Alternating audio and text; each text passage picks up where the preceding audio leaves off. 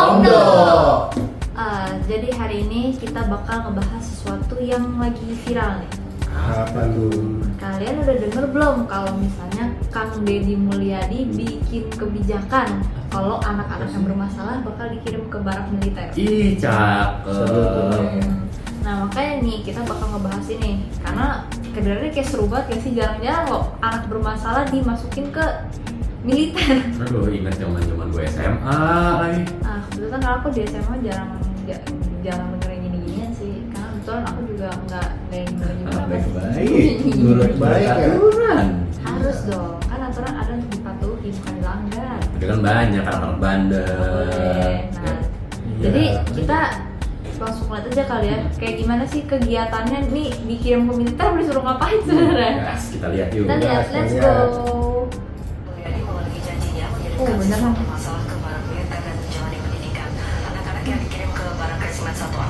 Mungkin zaman ini, apa namanya? Kayak BK. Iya, kayak ada kan nggak sih? Bawa pakai truk tronton, kentengan banyak. Bajunya hitam. Iya. Oh diantar orang tua. Oh, Ih, Masya jangan Allah. terlalu lembek banget, sayang banget sama orang tuanya. Tapi kayak biar orang tua tahu deh. Ini loh.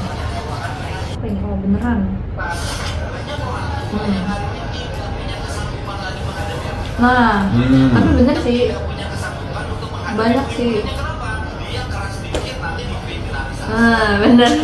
Lembek. Tapi bener kan gara-gara itu, maksudnya gara-gara banyaknya istilahnya teori parenting gitu, maksudnya orang tua kita, maksudnya yang generasi X ke atas tuh ngerasanya kayak masa gini doang udah dibilangnya aku sih keras gitu, jahat, orang tuh merusak mental gitu-gitu. Wah ini ya jadi kontroversi sih sebagai kebijakan. Nyinyir, kebencian, kan gak ada problem, tetapi kan akhirnya orang merasakan ada. Jadi, Pak, bagaimana dengan mulai bermunculnya kontroversi tentang ini, Pak? setiap perbuatan yang bertujuan demi kebaikan dan kebangsaan, nasionalisme di Indonesia sudah terbiasa. Yang tadi ingat ibunya. Oh ada dievaluasi. Iya, harus. Nakalnya ngapain aja ditanya. Ya, sekarang sangat berarti arti seorang ibu. Arti seorang ayah berarti ketika kita Oh dikasih seragam. ketika bersama ibu dan ayah disakitin, kamu merasa salah nggak? Oh dia ngevlog nih, beliau ngevlog. Mengirim sejumlah siswa bandel ke markas TNI untuk dibina selama 6 bulan. Oh sebentar juga tapi 6 bulan. 6 bulan hitungannya waktu yang lama loh. Iya. Iya sebentar. Oh ini ngevlog lagi. Oh ini yang bener. Oh pelatihannya begini.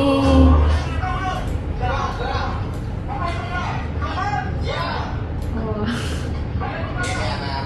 Pertanyaan pertama, secara garis besar, bagaimana tanggapan kalian terhadap kebijakan beliau? Setuju, nggak setuju, atau netral? Setuju.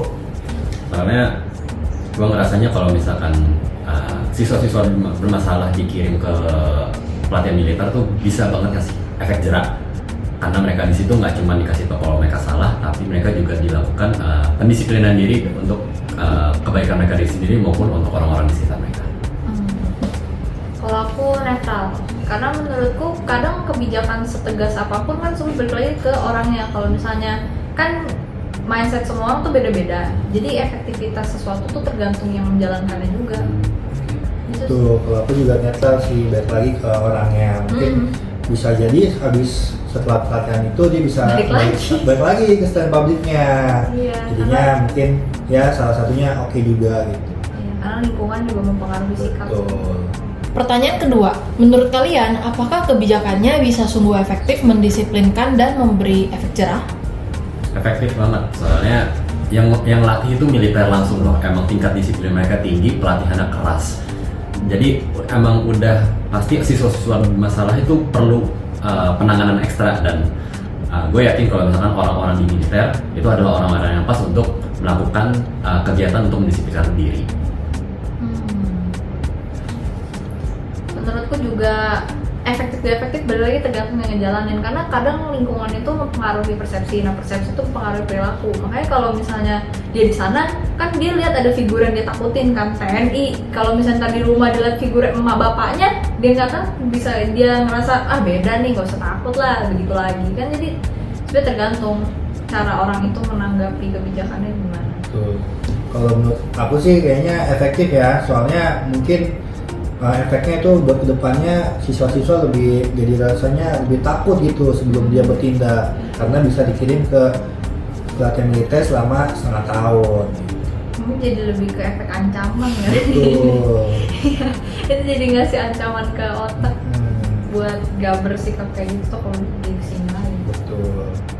Pertanyaan ketiga, ada nggak sih saran atau masukan supaya semisal nih kebijakannya jalan, pelaksanaannya bisa berjalan baik? Ada.